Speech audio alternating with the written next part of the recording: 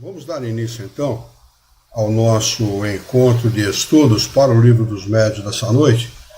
Hoje é dia 11 de dezembro de 2024, uma quarta-feira, são 20 horas e 2 minutos, na cidade de Jaú. Nós estamos transmitindo o nosso encontro de estudos em nome e em homenagem à Associação Jauense de Estudos Espíritas. Estamos localizados na cidade de Jaú, estado de São Paulo, Brasil. Nós estamos estudando o Livro dos Médios, no capítulo 5, Manifestações Físicas Espontâneas. Para quem vai acompanhar com o livro aberto, por favor, abra aí no capítulo 5, Manifestações Físicas Espontâneas. A dona Leonilda Ferreira Leite já está conosco. Boa noite, dona Leonilda, obrigado pela sua presença, viu? E a Marlene também acabou de entrar, Marlene Branco, desculpe pelo nome. Marlene Branco. Nós estamos falando de política até agora há pouco, então lembrei de Marlene Nobre. Marlene Nobre era uma espírita, não sei se vocês lembram, ela era irmã de um deputado estadual, Freitas Nobre, se não me falha a memória, por isso que eu chamei a Marlene de Marlene Nobre. Mas foi um equívoco meu, viu, Marlene? Obrigado pela sua presença aí. Muito bem, no capítulo 5, cujo título é Manifestações Físicas Espontâneas, ele vai estudar alguns assuntos referentes às manifestações físicas espontâneas, os ruídos, barulhos e perturbações, lançamentos de objetos e o fenômeno de transporte. E ele começa dizendo o seguinte a respeito disso: os fenômenos de que tratamos são provocados, ou seja, induzido por alguém, não é? Existe o fenômeno de manifestação física espontânea e existem os provocados. Mas acontece, às vezes, que ocorrem de maneira espontânea. Não intervém, então, a vontade dos participantes. E longe disso, pois se tornam quase sempre muito importunos. Era o caso que acontecia, já relatei aqui algumas vezes, na casa da minha avó paterna, né? E à noite caía panela, tudo na cozinha, o pessoal achava que tinha arrebentado tudo, quando ia ver na cozinha estava tudo no lugar, tudo em ordem e tal. E realmente era muito importuno, porque acordava todo mundo trabalhava na roça, era um sítio, 4 horas da manhã era a hora de levantar para começar o trabalho, né? Então realmente muito importuno. Pois não, Alexandre? Está fechado o seu microfone. Nesse episódio que você falou, que você já havia comentado, desses barulhos, né, lá no sítio, existiam os barulhos, só por curiosidade, existiam os barulhos de bateção de panela caindo no chão, e quando chegavam para ver, as panelas estavam nos lugares. Sim, o papai relatou, o papai era pequeno na época, tipo 4, 5, 6, 7 anos no máximo, e ele falou que estava todo mundo dormindo, todo mundo tinha ido deitar, deitava cedo, porque para acordar 4 horas da manhã, 4h30, né, para ir trabalhar, 8h30, 9 horas já era tarde. Então todo mundo deitado, todo mundo já começando a querer pegar no sono, daqui a pouco um barulho na cozinha, de panela caindo, prato arrebentando, talheres voando e tal.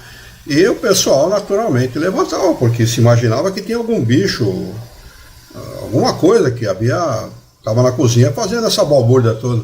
Quando chegava lá, estava tudo no lugar, não tinha nada quebrado, não tinha nada fora do lugar.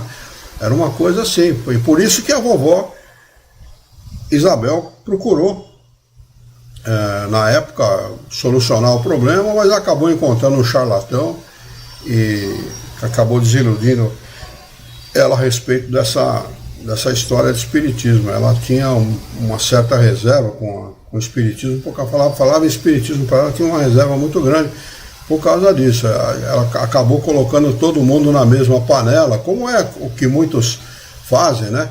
Acabam colocando todo mundo no mesmo baú e achando que todo mundo é charlatão.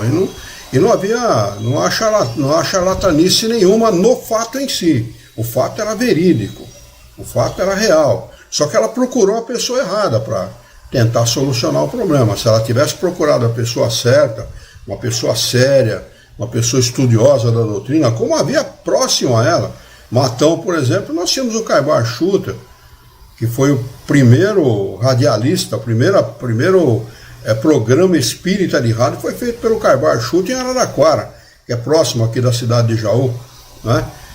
Então você tinha pessoas sérias que poderiam, ele mesmo poderia indicar alguém em Catanduva, que era pertinho ali de Santa Adélia, né, onde havia o sítio, onde era localizado o sítio, mas ela procurou, andou por informação de alguém, porque eu não sei bem da história, eu nunca perguntei da história para ela acabou procurando alguém e acabou se desiludindo com isso. Mas o fato é que o fato em si realmente era muito importuno, importunava muito, né? Porque acabava tirando o sossego de todo mundo, né?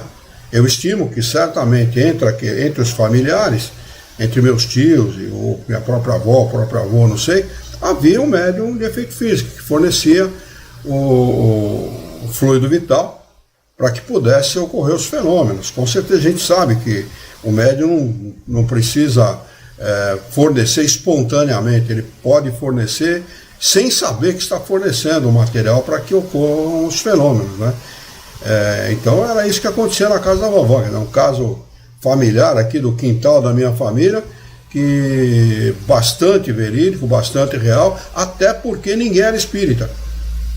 Ninguém na família era espírita, ninguém conhecia a doutrina espírita, não se lidava com doutrina espírita, a vovó não tinha religião, vieram da Espanha, a vovó e a vovó não tinham religião, né? Não frequentavam religião nenhuma e eventualmente iam na igreja e tal, e eram assim, religiosos do ponto de vista da crença em Deus, faziam suas preces e tal, mas nada de fanatismo, nada disso, né? Nem de frequentar a igreja, nem coisa nenhuma. Então a gente vê que o fenômeno era bastante autêntico, era para chamar a atenção da família mesmo, né? Com o propósito de ver se levava a família a descobrir os motivos e a se enganjar nesse caminho do esclarecimento. Porque esse é o propósito dos espíritos quando promovem esse tipo de fenômeno, né? Um fenômeno espontâneo como esse tem exatamente esse condão, esse objetivo, esse propósito, né? De levar a pessoa a buscar as respostas.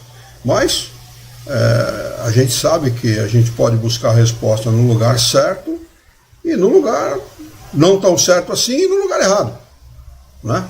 Se você encontrar uma pessoa pelo caminho aí, um embusteiro, um enganador, ele vai querer tomar dinheiro seu, como acontece muitas vezes com muitas pessoas, né? Não é nada difícil. Nada difícil, né? Eu faço seu marido voltar, eu faço sua esposa voltar, você me dá tanto, eu faço um trabalho e tal. Sempre que houver dinheiro no meio, há charlatanismo. Pode fazer essa equação, ela é exata. Dinheiro mais trabalho mediúnico igual a charlatanismo, igual a malandragem. Não entrem nessa, porque é um reduto de malandro, é um reduto de pilantra, é um reduto de gente de má fé. Então tomem muito cuidado com isso, porque não é uma boa recomendação. Toda vez que houver uma pessoa séria no meio, não há dinheiro. Não se fala em dinheiro. Toda vez que houver dinheiro, seja qual seja a religião, seja os pastores, os padres, seja quem for, quando houver dinheiro no meio, há malandragem, há charlatanismo, há interesses. Quando houver interesse social, financeiro, político, ou seja lá que for, qualquer interesse que se miscua no meio da tratamento com as coisas divinas, com as coisas naturais, com as leis naturais, há malandragem. Então, que se tome muito cuidado com isso, né? Então ele segue dizendo o seguinte: o que exclui, além disso, a suposição de serem efeitos de uma imaginação superexcitada, que era o caso no nosso caso. Não havia imaginação nenhuma, ninguém imaginava nada. Simplesmente os fenômenos ocorriam, independentemente, aliás, muito independentemente da vontade ou do desejo daquelas pessoas que aquilo ocorresse, né? Ao contrário, o pessoal queria mais era descansar para poder trabalhar no outro dia. Ninguém estava atrás de manifestação mediúnica, coisa nenhuma. Eu repito, o propósito dessas manifestações, os espíritos promovem esse tipo de fenômeno exatamente com o propósito de chamar a atenção daquelas pessoas para a realidade da imortalidade da alma e da sobrevivência da alma, né? da reencarnação e de todas as leis que comandam a vida no universo. Não é só na Terra, no universo.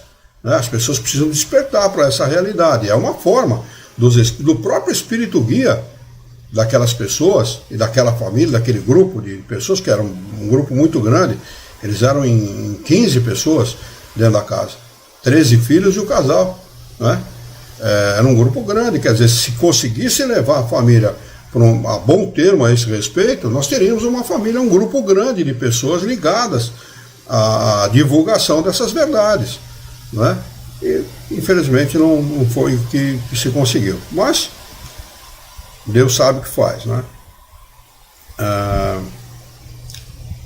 Então ele diz aqui, eu vou ler mais uma vez, para a gente lembrar. O que exclui, além disso, a suposição de serem efeitos de uma imaginação superexcitada pelas ideias espíritas, é que ocorrem entre as pessoas que nunca ouviram falar a respeito e quando menos elas podiam esperar.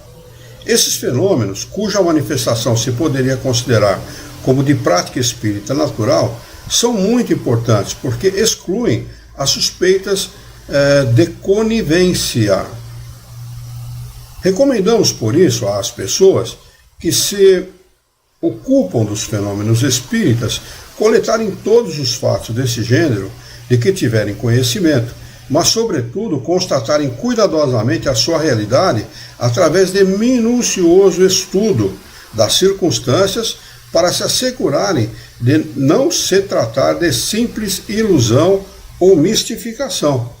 Aqui tem uma nota do tradutor que diz o seguinte: esse mesmo processo está sendo empregado na parapsicologia atual. Veja-se a respeito da coleta dos casos espontâneos, estudado pelo professora Luiz Rini e apresentada em seu livro Os Canais Ocultos da Mente.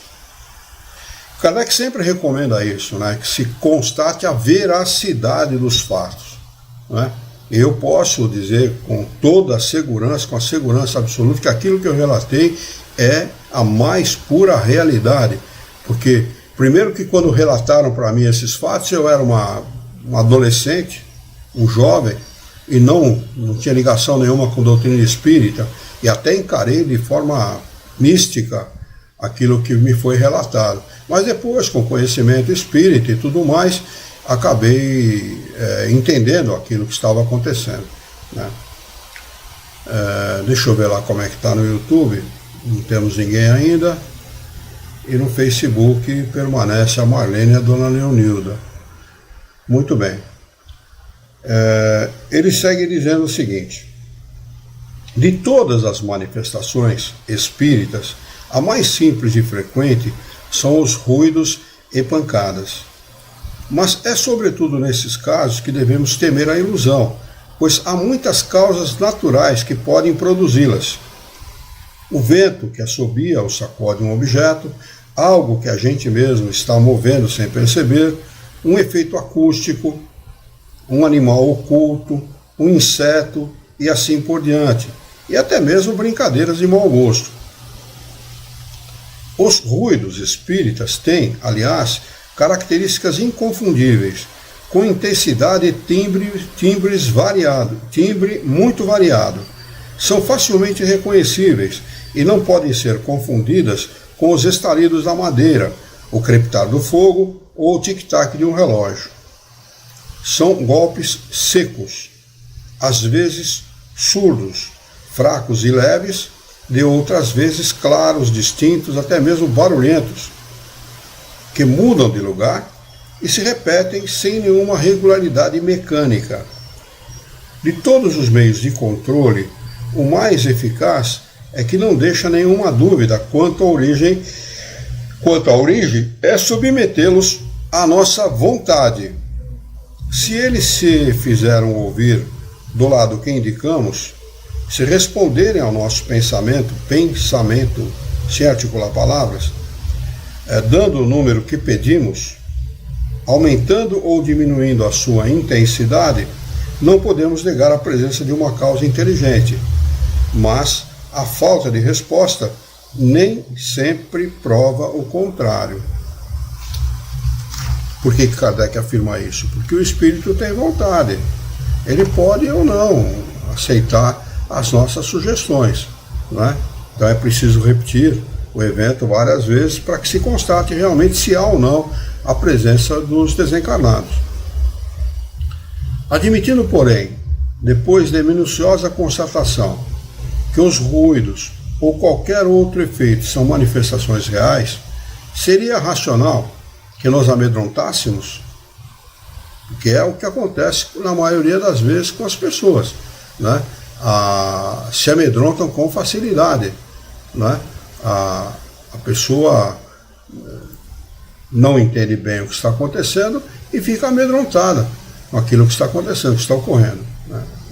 Ele diz, seguramente não, porque em caso algum oferecerão o menor perigo. Não há perigo nenhum nesse tipo de fenômeno, né? Nenhum. Absolutamente nenhum perigo.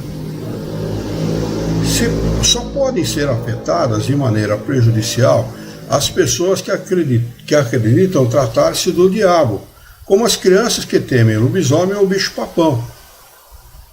Essas manifestações, em certas circunstâncias, aumentam e adquirem persistência desagradável. É necessária uma explicação a respeito, pois é natural que então se queira afastá-las. Já dissemos que as manifestações físicas têm por fim chamar a nossa atenção para alguma coisa e convencer-nos da presença de um poder superior ao homem. Dissemos também que os espíritos elevados não se ocupam dessas manifestações, servindo-se dos inferiores para produzi-las, como nos servimos de criados para os serviços grosseiros, e por isso com a finalidade que assim indicamos. Atingida essa finalidade, cessa a manifestação, que não é necessária. Um ou dois exemplos tornarão a questão mais compreensível, né? Esse tipo de manifestação só tem esse propósito, de chamar a atenção, porque não há nada melhor para chamar a atenção de um encarnado que ele ser atingido pelo som ou por algo que ele possa ver ou sentir, não é? É uma maneira direta de chamar a atenção, porque muitas vezes os espíritos tentam nos inspirar pelo pensamento determinadas necessidades que nós temos como encarnados, não é? Como espíritos encarnados, mas nós não atendemos.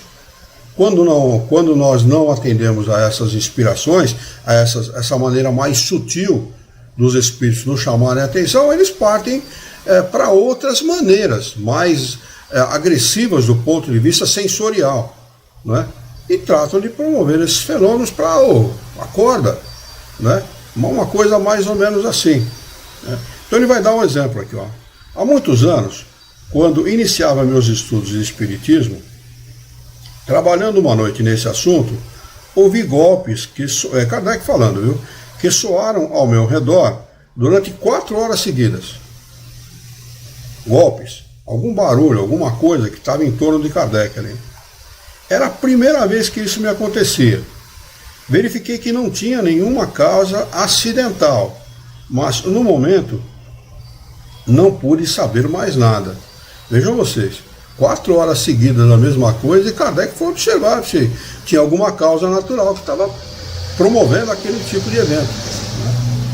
Nessa época eu me encontrava sempre com um excelente médium escrevente. Logo no dia seguinte, perguntei ao espírito que se comunicava por ele qual era a causa dos golpes. Respondeu-me, observe a resposta do espírito para Kardec. Era o teu espírito familiar que queria falar-te. Olha como eles trabalham, olha a maneira através da qual eles se utilizam para nos chamar a atenção, né? O espírito familiar de Kardec, né? Que estava tentando chamar a atenção dele, queria conversar com ele, queria falar com ele, né? Mas o nosso sensorial ele é tão grosseiro que muitas vezes não consegue nos acessar, né? E o que queria dizer-me? Pergunta Kardec. Resposta. podes perguntar a ele mesmo, que está aqui. Interroguei-o e ele se deu a conhecer por um nome alegórico.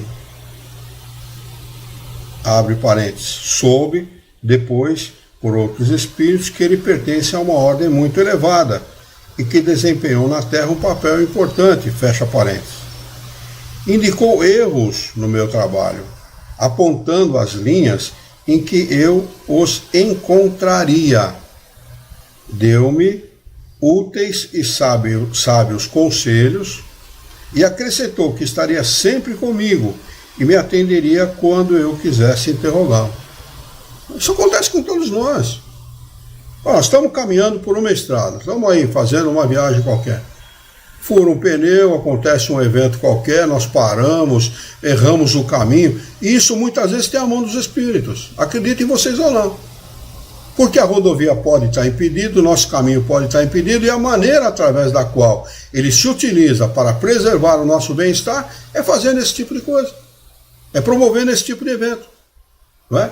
Eu vou citar um caso meu, que aconteceu comigo. Eu fui viajante durante 20 anos, né? Eu já falei aqui algumas vezes, e uma vez eu estava em Ribeirão Preto e o carro começou a esquentar, a ferver.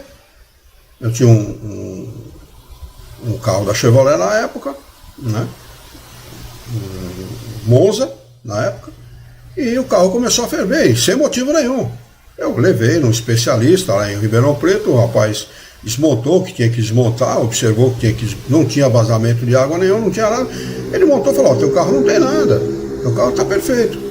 Bom, eu saí, eu fui almoçar, ia almoçar, saí da pessoa que mexia com radiadores lá e tal, fui no restaurante com o carro fervendo, o carro continuou fervendo.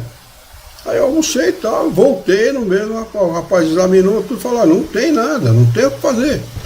Não tem, a válvula termostática está em ordem, o seu sistema de arrefecimento está tudo em ordem. Bom, eu saí de lá, o carro parou de ferver, eu fui embora, ia para Mococa, na época, dava uns 130, 140 quilômetros mais ou menos distante de Ribeirão, o carro não teve problema nenhum. Só que no meio do caminho, o que eu encontro? Um baita de um acidente. Muito próximo a Mococa, um baita de um acidente entre um Fusca, para vocês terem uma ideia, a bateria do Fusca estava no meio da pista.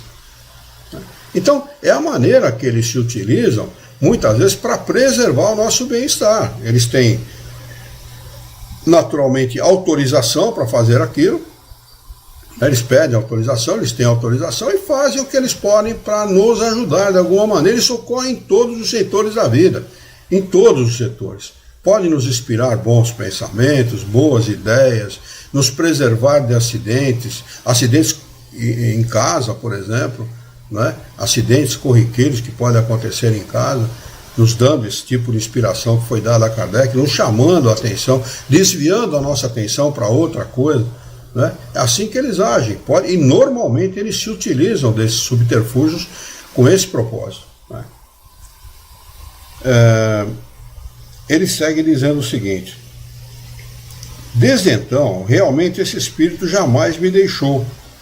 Aqui tem um rodapé de número 2 que diz o seguinte: tratava-se do espírito de verdade, como se vê pelo relato mais extenso desse fato que o leitor pode encontrar em obras póstumas, segunda parte, comunicação de 25 de março de 1856, sob o título de Meu Guia Espiritual. Consultem lá, né, no livro Obras Póstumas, que não faz parte da codificação, foi editada 21 anos depois da morte de Kardec, baseado em anotações de Kardec, né? É importante assinalar a afirmação de Kardec de que esse espírito jamais o abandonou, o que põe por terra a teoria errônea que se lançou no meio espírita, segundo o qual esse espírito deixou a Terra depois de escrito o Livro dos Espíritos. Pelo contrário, toda a codificação e todos os trabalhos de Kardec foram por ele orientados, né? A gente sabe, pelo próprio relato de Kardec, está na Revista Espírita, lamentavelmente eu li e constatei o que eu já pensava. Para mim, o precursor da doutrina espírita era Jesus de Nazaré, até aquela época. Eu li numa revista espírita, eu não lembro o ano, se era 1864, 65, eu estou procurando ver se eu encontro, não consegui encontrar, na qual Kardec recebe a carta de uma senhora preocupada com a sua filha, e ela relata o problema da filha, e essa senhora pergunta se a doutrina espírita era dirigida por Jesus de Nazaré. Kardec responde simplesmente o seguinte: e por quem a senhora acharia que deveria ser dirigida? Evidentemente que é por Jesus de Nazaré. Isso nas palavras de Kardec. Eu já estimava que realmente tivesse sido alguma coisa desse tipo, mas Kardec confirma, e confirma em outros lugares da obra espírita, que era Jesus de Nazaré, assim, o precursor, aquele que era o dirigente, o que trouxe e o que fez desenvolver, através de seus colaboradores, a doutrina dos espíritos. Inclusive Kardec era um desses colaboradores encarnados, né? Então ele segue dizendo o seguinte: deu-me numerosas provas de grande superioridade, e sua intervenção benévola e eficaz socorreu-me tanto nos problemas da vida material quanto nos metafísicos. Mas desde essa primeira conversa, os golpes cessaram. O que desejava ele, com efeito? Estabelecer comunicação regular comigo, e para isso precisava me avisar. Dado o aviso, explica a sua razão, e estabelecida as relações regulares, os golpes não eram mais necessários. Não se toca mais o tambor para acordar os soldados quando eles já se levantaram. Então, sempre tenha em mente o seguinte: toda vez que ocorrer um fenômeno desse gênero na nossa vida, o propósito é chamar a nossa atenção. Alguma coisa pode estar errada, alguma coisa nós deixamos de fazer, alguma coisa eles querem nos falar. Alguma coisa, o nosso espírito guia está conosco dioturnamente. Não é só o espírito de verdade com Kardec, não. O nosso espírito guia também, porque ele é responsável pela nossa encarnação, pelo progresso espiritual de todos nós. E todos nós temos os nossos espíritos guias, todos, indistintamente, né? Então, é preciso dar atenção. Não devemos nos amedrontar, pelo contrário, fazer uma prece a Deus e pedir esclarecimentos a respeito daquilo que está acontecendo. E certamente essa resposta virá de alguma forma. De alguma maneira essa resposta virá. Tá? Alexandre e Celso, por favor, digam para mim, por favor, como é que está aí a minha imagem, o meu som, por favor. Está tudo bem aí, por favor. Aqui tudo ok, Chris. Ok. Também, tudo ok, normal, áudio e vídeo normal. Certo. Eu estou perguntando porque o seu vídeo está entrecortado, viu, Alexandre? O meu? Dá uma conectada melhor, se aproxima aí melhor do seu Wi-Fi aí para melhorar a sua imagem. Tanto a sua fala, o seu áudio, quanto a sua imagem está entrecortada. Tá bom. Bom, vamos lá. Com caso quase semelhante ocorreu com um de nossos amigos. Há tempos, no seu quarto, ressoavam barulhos diversos que já se tornavam cansativos. Tendo a oportunidade de interrogar o espírito de seu pai por um médium escrevente, olha como Kardec sempre trata o que nós chamamos hoje de médium de psicografia. Né? É preciso que os espíritas estabeleçam a linguagem nata, a linguagem original que Kardec se utilizava, porque essa é a linguagem correta. Espírito, médium escrevente. Essa é a linguagem correta. Médium de psicografia é para parapsicólogo, não é para espírita. Soube o que dele queriam, atendeu o pedido e não ouviu mais os barulhos. Assinalemos que as pessoas que dispõem do meio regular e fácil de comunicação com os espíritos, como se compreende, estão muito menos sujeitas a manifestações desse gênero. Elas acabam sendo recorrentes, porque eles não têm outra maneira, acabam sendo recorrentes. Nós tivemos um caso na Associação Jauense, essa senhora mora até hoje em Jaú, pelo que me consta, não continua frequentando a doutrina espírita. Ela era da igreja quadrangular, na época quando procurou a casa espírita. E ela ouvia muitos barulhos dentro da casa dela. E eu falei, como a senhora reage a esses barulhos? Que eu fiz a entrevista com ela. Ela falou, tenho muito medo. Falei, é exatamente isso que eles querem infundir na senhora, medo. O propósito é exatamente esse. Então a senhora vai fazer o seguinte, quando acontecer esses barulhos, comece a conversar. Pergunte quem está promovendo esse barulho, diga para ele, eu não tenho medo de você, esta é a minha casa, é o meu reduto familiar, é o meu templo, aqui é um lugar sagrado, por favor, fora daqui. E ela começou a fazer isso, acabou o problema. Tem esse lado da questão também, né? Às vezes eles querem, porque a pessoa é ignorante do assunto, não conhece o assunto, infundir medo na pessoa. Porque a melhor maneira de tornar uma pessoa frágil de todos os pontos de vista, inclusive da própria saúde do corpo físico, é infundir medo, né? O medo instabiliza emocionalmente a pessoa e traz problemas, consequências gravíssimas de todos os pontos de vista, inclusive do ponto de vista físico, trazendo doenças emocionais, físicas e de todo tipo, né? Então, também existe esse lado da questão que nós podemos resolver dessa forma, né? Fale com o espírito. Você tem ali um desencarnado. Pergunte para ele qual é o propósito dele, né? Você está dentro da minha casa. Na minha casa entra quem eu permito. E aqui nós confiamos em Deus. Por favor, retire-se desse ambiente. Se você não está aqui com bons propósitos, retire-se desse ambiente. E comece a fazer preces regularmente, porque ela não fazia, apesar de frequentar a igreja, ela não fazia preces regulares dentro da própria casa. Os filhos também não faziam, ela tinha um problema lá com o marido e tal, né? Então, ela resolveu, ela solucionou o problema dessa maneira.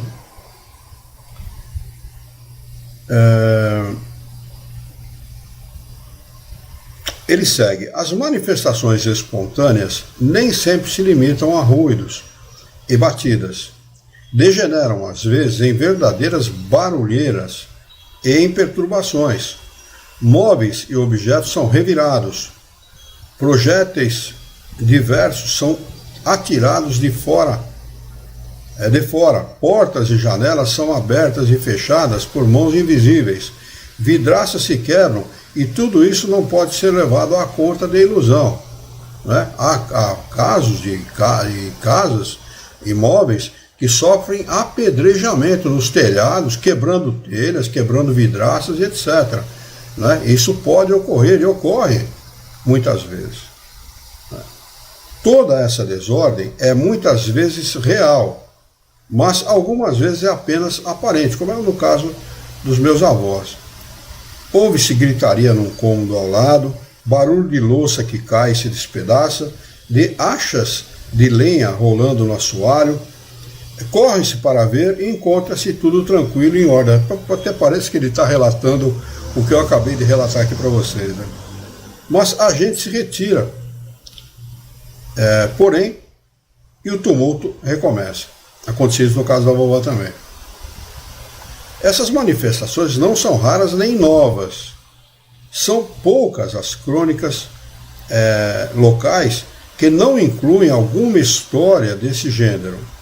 O medo, sem dúvida, frequentemente exagerou esses fatos, dando-lhes proporções enormemente ridículas em sua transmissão oral. Quem conta um conto aumenta um ponto, né? Diz o ditado popular.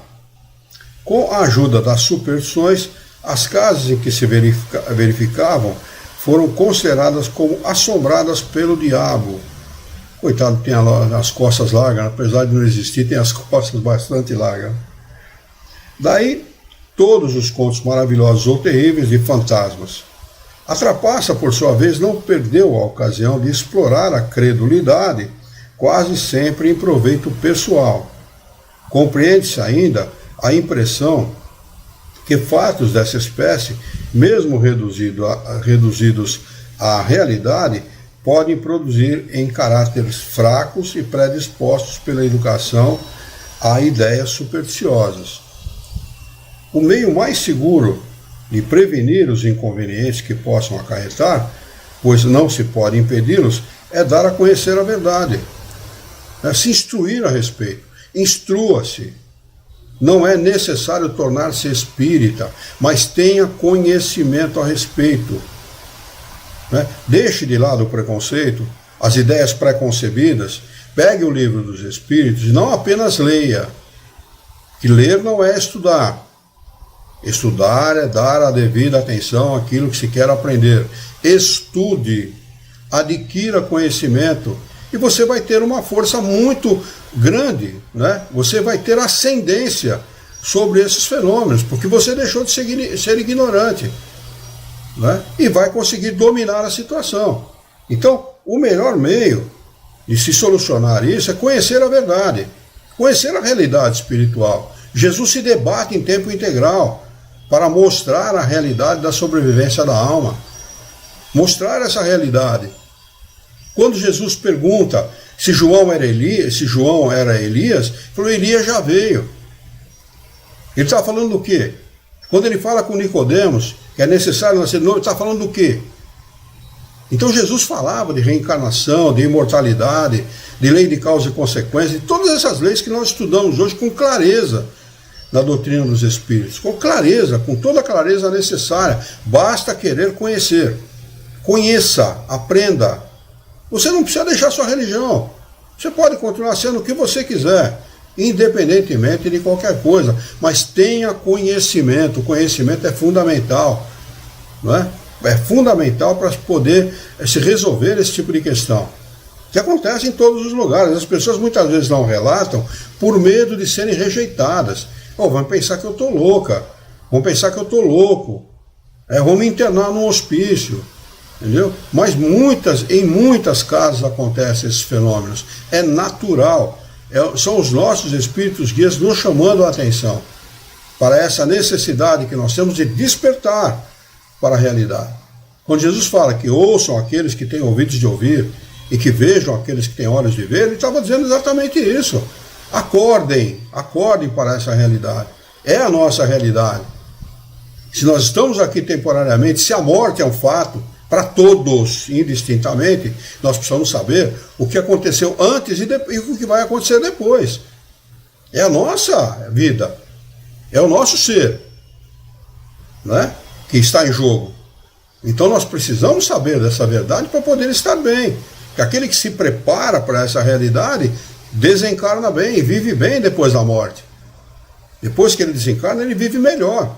Né? Aquele que se aferra à matéria, ou que se apega muito à religião, achando que a religião dele que é a certa, ele vai estar salvo, ninguém mais, este vai viver muito mal depois que desencarna.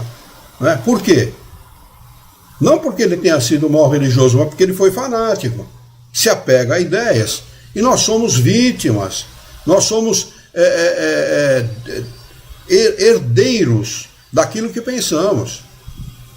Se nós pensamos se nós fixamos o nosso pensamento em determinadas ideias, nós desencarnamos apegados a essas ideias. Entrevistei espíritos desencarnados, eu perguntei onde eles estavam. Estou deitado no meu caixão. Mas por quê? Eu estou esperando soar a trombeta, quando Deus vai separar à direita aqueles que são os eleitos e à esquerda aqueles que estão condenados. Ele aprendeu aquilo na religião dele. E ele estava lá deitado no caixão aguardando esse momento. A vovó, que aprendeu a ler na Bíblia, eu estou falando da minha avó Isabel, essa que eu citei agora há pouco, amava Jesus de paixão mesmo, era verdadeiro o amor que ela tinha por Jesus. Ela desencarnou e desencarnou mal. Ela ficou aguardando Jesus vir buscá-la, porque era o que ela tinha aprendido na religião dela. E ninguém veio buscar, é claro, não é assim que funciona. Não que ela não tivesse mérito para isso. É claro que ela tinha mérito, uma excelente mãe, uma excelente esposa, prestimosa, amava a sua família e tudo, mas é que ela se ligou ao fanatismo, à ideia, à forma e não ao fundo. Nós precisamos nos ligar aos valores e não à forma de se cultuar a Deus, não é? Porque é isso que realmente nos interessa. Então é preciso abrir a mente, é preciso se esclarecer. Conheça a verdade, e a verdade vos libertará, disse Jesus. Né? Vai nos libertar da nossa ignorância. As coisas mais simples tornam-se assustadoras quando ignoramos as causas. Os espíritos não são assombrações. Os espíritos não estão aí para produzirem mal contra nós. Não é verdade isso. Os espíritos nada mais são do que os encarnados de antigamente. Nós seremos espíritos. Nós trataremos de alertar aqueles que amamos sobre determinadas coisas. Poderemos até promover eventos desse tipo que ele está citando aqui, para chamar a atenção daqueles a quem nós amamos. Os espíritos são isso, gente que já viveu aqui na Terra, gente que já esteve encarnados como nós. Nada mais, nada menos do que isso. Não são seres à parte, criados para atormentar o homem, como muitos acreditam. Não é? Isso não existe. Somos todos iguais, amados da mesma maneira por Deus e todos com a mesma possibilidade de evolução, de progresso espiritual. Todos, indistintamente. Então é preciso alertar-se para isso. Por isso que o Espiritismo não é uma religião, é uma ciência. A doutrina espírita é uma ciência que trata da natureza, origem e destino dos espíritos, bem como de suas relações com os encarnados. Essa é a definição da doutrina espírita. Essa é a verdadeira definição, não é aquelas que os romances querem dar, nem que os palestrantes querem dar. A definição da doutrina espírita está no livro que é o Espiritismo, no seu preâmbulo. O Espiritismo é uma ciência que trata da natureza, origem e destino dos espíritos, bem como de suas relações com os encarnados. Né? Alexandre, quer falar alguma coisa? Eu ia comentar o seguinte, está aí algo que eu confesso que eu não consigo entender. O que seria, ou o que é? Qual a dificuldade que as pessoas, de um modo geral, têm em compreender o que você acabou de falar? É algo tão simples, é tão claro. Se hoje estamos encarnados e dentro desta carne existe, vamos chamar de uma alma enquanto encarnados, um espírito depois de desencarnado, se existe essa alma, se existe esse espírito, o que é difícil das pessoas compreenderem? Que existem espíritos e que nós, hoje, seremos os espíritos de amanhã. É tão fácil de entender, né, Luiz? Pelo menos parece ser, né? Não consigo compreender qual é essa dificuldade que as pessoas têm de assimilar isso. É esse o comentário. A boa lógica diz isso que você está falando, mas nem sempre as pessoas agem e pensam com lógica. Não é? É por isso que é necessário conhecermos a filosofia. Não é? A filosofia é a ciência que nos ensina a pensar com lógica. Por isso que o Espiritismo foi criado desta maneira, conforme a filosofia, né? Com a lógica necessária para que as pessoas, raciocinando, possam entender. O que atinge as pessoas, o Espiritismo atinge as pessoas exatamente pela sua racionalidade, pela lógica que está contida dentro da doutrina espírita. Mas o que manda aqui nesse mundo? Eu falei há alguns minutos atrás o seguinte: toda vez que houver dinheiro envolvido, há mistificação, há enganação.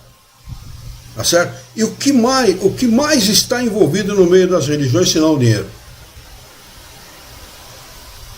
Nós temos padres, pastores, líderes religiosos que andam em carro de luxo blindado, que têm mansões, que têm fortunas imensuráveis. E é tudo que eles não desejam, é que as pessoas se esclareçam. Por isso que os espíritos ligados à Igreja Católica promoveram uma interferência muito grande em cima da FEB, Federação Espírita Brasileira. E essa interferência, ela acompanha a FEB até hoje. A FEB não é espírita. A FEB é uma instituição religiosa que defende ideias não espíritas, apesar de ter o nome de espírita. Não é? Então, é preciso se preservar disso. Por favor, você que é religioso, que frequenta a sua igreja, não tem nada de errado com isso, está tudo certo. Mas cuidado com esses estelionatários da fé. São verdadeiros estelionatários. Muita gente deixa de comprar um remédio, deixa de comprar um alimento melhor para a sua família, deixa de tratar melhor a sua família para dar os 10% na igreja católica ou nas igrejas evangélicas. Principalmente... Muito boa essa definição. Desculpe. Muito boa essa definição. Mas estelionatários da fé. São exatamente o que são, infelizmente.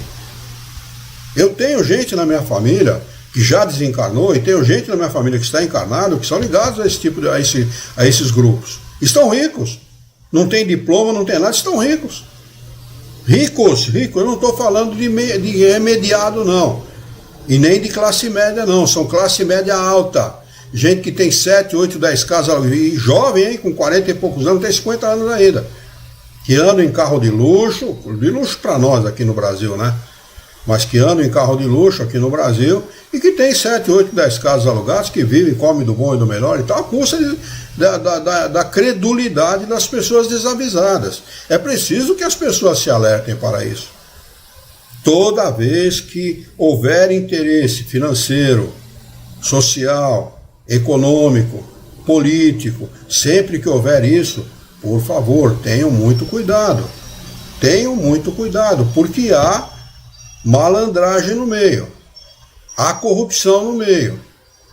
Jesus, segundo conta a história, açoitou as pessoas no templo porque estavam usando o templo para comercializar coisas. Eu não acredito que a coisa tenha acontecido daquela maneira, né? Mas, se aconteceu também é porque devia ter acontecido, tá certo? Porque não se usa as coisas de Deus para comercializar-se, para se fazer dinheiro. Né? Tanto que está lá em Deuteronômio, eu não lembro o capítulo agora, mas sempre eu posto esse tipo de mensagem, em que aonde Moisés proíbe a comunicação, a relação com os desencarnados. No começo desse capítulo, que ele fala da proibição, né, no começo desse capítulo ele diz que os que são os pastores e tal, eles não têm direito à herança, nem a acumular bens materiais, porque a herança o Senhor é a sua herança. Está lá no início do capítulo. Né? E as pessoas se apegam à proibição de Moisés, à mediunidade, à comunicação com os espíritos. Por que não se apegam a esse tipo de... Por que não relatam essa verdade que está lá em Deuteronômio? Né? Então, é preciso as pessoas se alertarem. É preciso as pessoas tomarem conhecimento da verdade, da realidade. Não tem nada a ver a fé com economia, com dinheiro. Cada um que trate de fazer o seu trabalho, de ter a sua atividade comercial para prover as suas próprias necessidades. E não tomar do coitadinho, que dá 10% todo mês na igreja e não tem o direito de ter um remédio, de ter uma alimentação melhor para poder dar esse dinheiro na igreja, tanto na igreja católica, quanto na evangélica, quanto em outras que fazem questão e que ameaçam, inclusive, seus seguidores com o fogo do inferno se não derem esse dinheiro na igreja. É preciso tomar esse cuidado. Né? Então vamos lá. Ele diz assim: havendo familiaridade com os espíritos, os que recebem suas comunicações, não mais acreditando que se trata de demônios, o medo desaparecerá. Aqui tem um rodapé bastante grande do professor José Herculano Pires, que diz o seguinte: essa afirmação de Kardec é plenamente sancionada pela psicologia atual. Bastaria o caso do tabu sexual, cujos inconvenientes só podemos evitar pela educação nesse sentido, para provar a verdade dessa asserção. Bom, hoje não é mais, né? Quando o professor escreveu isso, havia realmente um tabu muito grande em relação ao sexo, ao esclarecimento a respeito das coisas. Hoje se trata disso com uma banalidade muito grande também, o que também não é conveniente. Tratar essas coisas com a banalidade que se trata hoje não é conveniente. Se se tratasse como esclarecimento é uma coisa, agora da forma banal que trata, na minha opinião, não é conveniente. Mas vamos lá, ele diz o seguinte: o desconhecimento do problema mediúnico, A negação sistemática da ação dos espíritos, a ignorância do assunto, enfim, são os responsáveis pelo tabu espírita, criador de neuroses e perturbações mentais, né? O médico Dr. Inácio Ferreira de Oliveira, anotem aí, Dr. Inácio Ferreira de Oliveira, é um desencarnado, foi espírita. Ele tem um livro que vocês acham na internet gratuitamente para baixar, né? Um livro muito bom que fala a respeito deste assunto, né? Chama-se Psiquiatria em Face da Reencarnação. Psiquiatria em Face da Reencarnação, do professor, do Dr. Inácio Ferreira. Esse livro relata fatos, casos de criaturas que chegaram ao hospital psiquiátrico de Uberaba, onde o Dr. Inácio era coordenador do hospital, né? Casos gravíssimos de obsessão que ele curou através da doutrina espírita, né? Sem a necessidade nenhuma de remédio, necessidade nenhuma de medicamento, né? Então, olha o que é o conhecimento. O conhecimento liberta.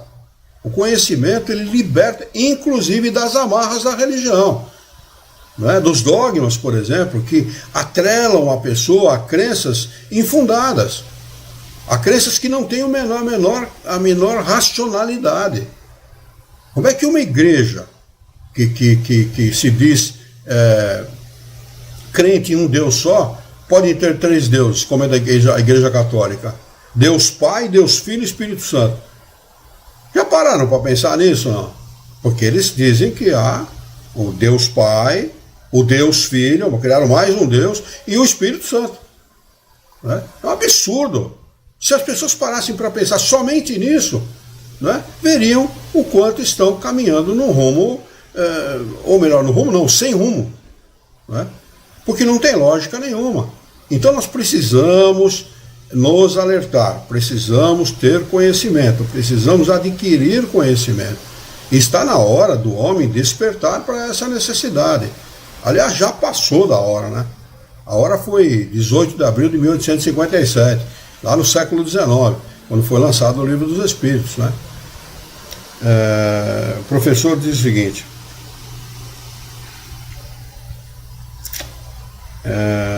o falso saber de pessoas que se julgam orgulhosamente detentoras, como diz Kardec, de todas as leis naturais. A divulgação teórica e prática do Espiritismo é a única maneira possível de evitar todos os inconvenientes. A divulgação teórica e prática, mas primeiro a teórica. Conheça na teoria a doutrina espírita. Tenha conhecimento, estude no mínimo 5 livros que embasam essa doutrina, que são básicos e fundamentais, né? Primeiro, esse estudo, que leva no mínimo 14 anos. No mínimo, não estou exagerando. Esse é o problema das pessoas. As pessoas não querem, eu vou perder 14 anos da minha vida estudando isso. No mínimo 14 anos. 3 anos só do Livro dos Espíritos, 3 anos. Mais 2 anos desse livro que nós estamos estudando, no mínimo, são 5, só isso são 5. Né? Depois nós temos mais 3 livros depois desse. E os outros livros que são que devem ser estudados também, que são 23 das obras de Kardec. Né? Na realidade são 32, mas as 23 principais.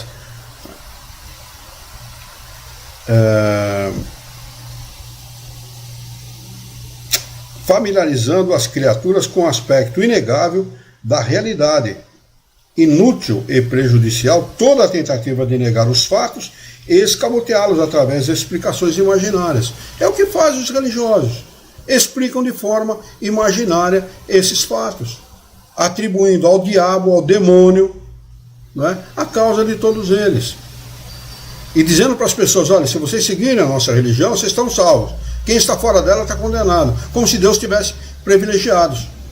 Como se Deus tivesse preferência por um ou por outro. Todos nós somos amados indistintamente. Todos somos amados indistintamente. Para Deus não existe religião. Não existe. Quem criou a religião foram os homens. Basta buscar a história das religiões. Procurem a história das religiões. Você vê que todas elas foram criadas por homens. A doutrina espírita não. É a única que não foi criada por homem nenhum. Foi ditada pelos espíritos. Não foi criada por nenhum homem, por nenhum desencarnado. Por isso que ela não está atrelada a nenhum encarnado. Ela não depende de nenhum encarnado. De nenhum. Nem do próprio Kardec. Ela depende. Né? Ela é uma ciência que vai estar perenemente acompanhando a humanidade para esclarecer a humanidade a esse respeito. É um poderoso auxiliar das religiões, que traz a verdade para o homem, né? O que nem sempre faz as religiões. Acho que tem uma frase aí, Luiz, só para concluir, que ela se encaixa bem nessa questão toda. Como é fácil manipular o ignorante? É por isso que eles fazem questões, tanto os políticos quanto os religiosos, fazem questões de manter as pessoas ignorantes. Né? Só para acabar esse item 88, para a gente encerrar os nossos estudos dessa noite. Kardec segue dizendo o seguinte: muitos fatos autênticos desse gênero podem ser lidos na Revista Espírita, e muitos mesmo, viu? Entre outros, o do espírito batedor de Bergzarben, cujas estrepolias duraram mais de 8 anos. Procure lá na Revista Espírita, junho e julho de 1858. Leia esse caso.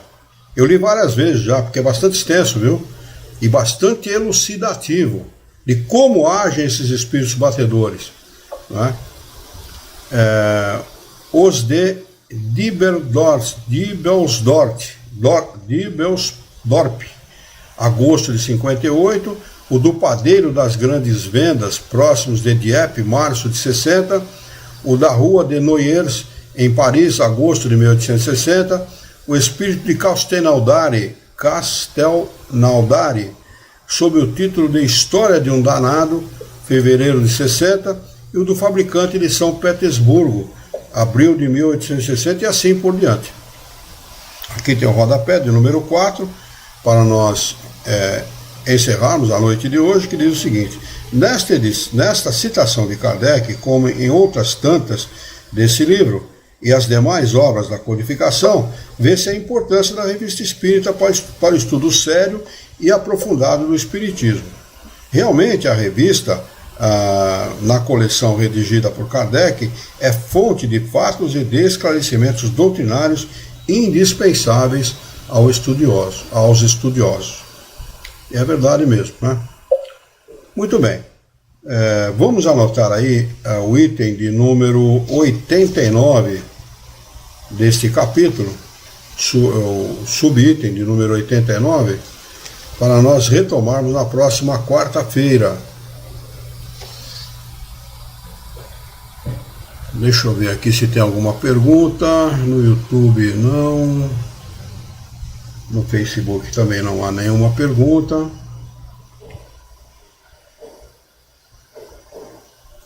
Muito bem. Alguém quer acrescentar alguma coisa? Dar a sua opinião a respeito de alguma coisa? É o momento de nós fazermos isso agora. Senão nós vamos fazer a nossa prece de encerramento. Muito bem. Vamos então. Eu convido aos nossos irmãos, aos nossos queridos companheiros, que esqueçam os seus encontros e desencontros desse dia, para nós, juntos, pelo pensamento, mentalizarmos a figura excelsa e amiga daquele que é modelo, o nosso mestre, o nosso modelo e guia de toda a humanidade, Jesus de Nazaré. Juntos com Jesus vamos nos dirigir ao Criador, ao Senhor da vida, fonte inesgotável de paz, de amor, de bondade, de misericórdia e justiça, para agradecê-lo muito pela oportunidade de aqui estarmos reunidos em seu nome, para estudarmos as questões propostas pelo Livro dos Médiuns dessa noite. Queira a vossa bondade, o vosso amor, a vossa misericórdia, que tenhamos bom ânimo, coragem, determinação ideias renovadas, alegria de viver e muito entusiasmo para que nós possamos trabalhar e sermos úteis à sociedade em que vivemos. Dá-nos ainda, Senhor, a força de orientar a própria existência por um profundo e sincero respeito pelo nosso próximo. Em Teu nome, em nome de Jesus, em nome dos bons espíritos, em nome do nosso diretor espiritual e de toda a sua equipe, nós declaramos encerrado o nosso encontro de estudos dessa noite, e que assim seja.